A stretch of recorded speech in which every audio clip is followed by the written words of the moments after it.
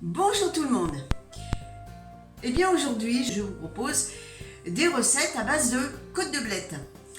Et là cette recette va être très rapide à faire et très légère puisque on va utiliser de la ricotta. Je ne sais pas si vous connaissez la ricotta. C'est un fromage italien qui peut remplacer la crème et on peut l'utiliser également dans des préparations sucrées. Et ça, il faudrait que je vous en propose. Mais ça, ce sera l'objet d'une vidéo ultérieure. Pour l'instant, nous allons nous concentrer sur la recette du jour. Donc, c'est simplement une poêlée de blettes à la ricotta. On regarde les ingrédients pour cette recette. Alors, il vous faut des blettes que j'ai déjà lavées et coupées, vous voyez, en gros tronçons comme ceci. Un pot de ricotta. Donc ça, c'est un pot de 250 grammes. Un oignon et du persil. Je viens de mettre à cuire les côtes de blettes donc dans mon vitaliseur. Vous pouvez aussi les faire cuire à l'eau 10 minutes, hein, ça prend pas de temps. Et pendant que les blettes cuisent, eh bien, on va s'occuper de l'oignon. Je vais couper mon oignon en rondelles, assez fines.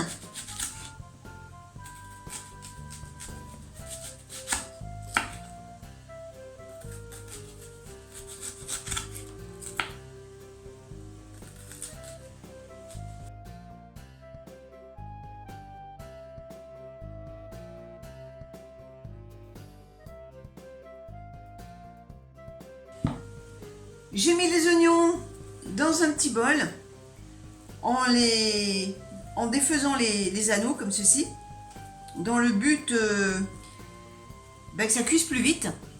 Dans une casserole, je verse un peu d'huile d'olive ou autre, hein. Prenez l'huile de votre choix. Une fois que l'huile est chaude, vous mettez les oignons et vous les faites revenir jusqu'à ce qu'ils prennent un peu de couleur. Vous voyez, il commence à jaunir un peu. C'est ce qu'on recherche. Donc toujours en remuant.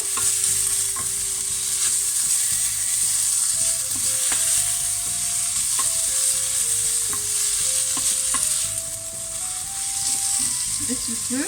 À ce moment-là, vous rajoutez les blettes qui sont cuites.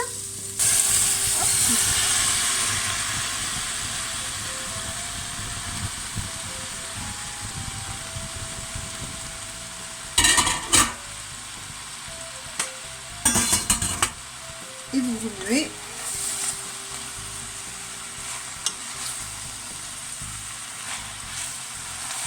Pour bien mélanger. Et le plat est bientôt fini.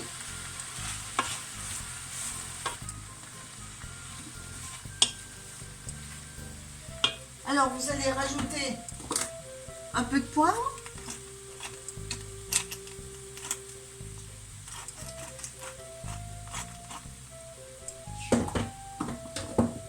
Et un petit peu de sel.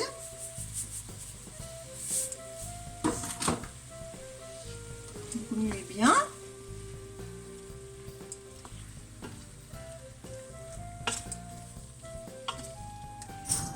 Et ensuite, vous allez verser la ricotta dans le plat.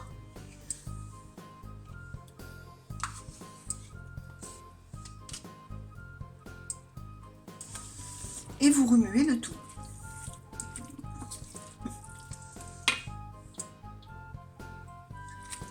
Vous mettez sur feu doux.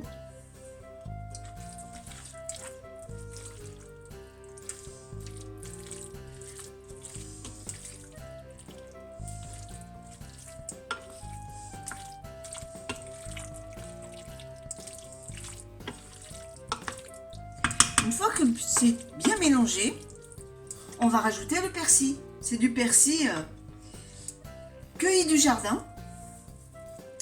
Et avec une paire de ciseaux, eh bien, vous allez couper, émincer votre persil.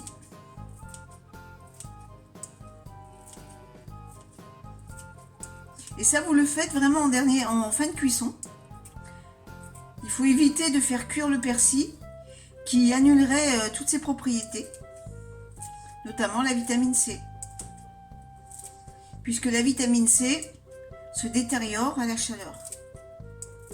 Donc comment en servir? Eh bien, vous mettez le persil.